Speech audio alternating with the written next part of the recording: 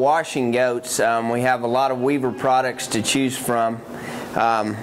Various different types of shampoos and conditioners. I think goats are a little easier to wash than sheep because we don't have all the lanolin to deal with in the goats, so we're more worried about conditioning them.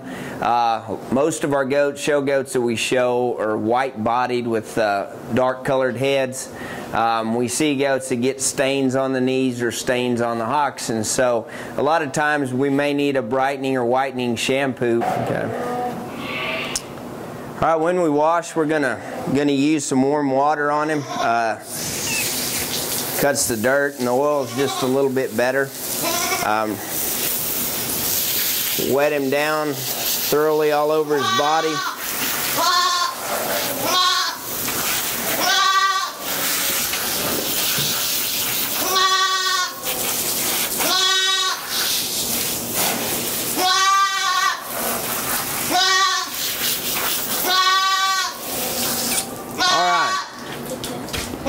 Now we do have the two types of shampoos that we're going to use on him. Since his body is pretty white and bright, Trey's going to wash his upper body with the coconut shampoo.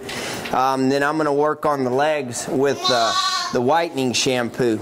These stained areas, you may want to use a scrubber on them to work in those stained areas if need be. But we're going to lather it up and on these knees, and when we use this whitening shampoo, we want to let it sit for 10 or 15 minutes just to work on those that stained hair. Be sure and use plenty. You know, if you need to, you can scrub it in if we've got some areas that are real dirty or have some mud on them. Most of the time goats will stay really clean if you have a clean environment for them. They're very clean animals. They don't get near as dirty as sheep do usually, and if you have got a clean environment for them and keep their pens clean, we don't get near the yellow stain that you see sometimes. But we'll rub these legs with the whitening shampoo and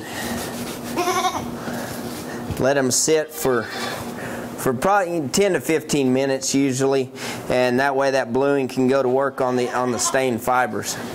A lot of times on goats that have some hair on them, when we're washing them, after we get done lathering them, I like to kind of run my hands over them and get that hair going back in the direction that you're trying to train it.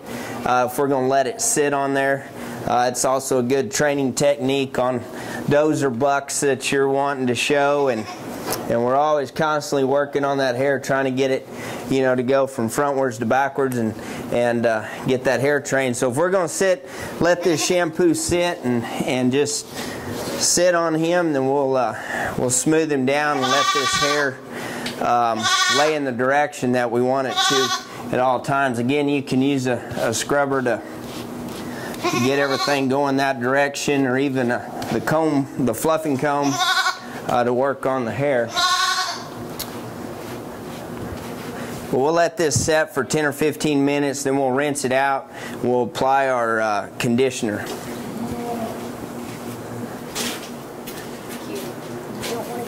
Alright, you always want to wash their head, you know, just like we are. Be careful, don't get excessive shampoo in their eyes.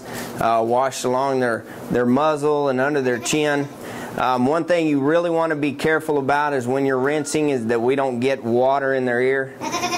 They'll walk around either shaking their head or with their head tilted sideways, so be just make sure that we don't get water in their ear. We've let the shampoo sit for 15 minutes. Now we're going to rinse and deep condition the goat.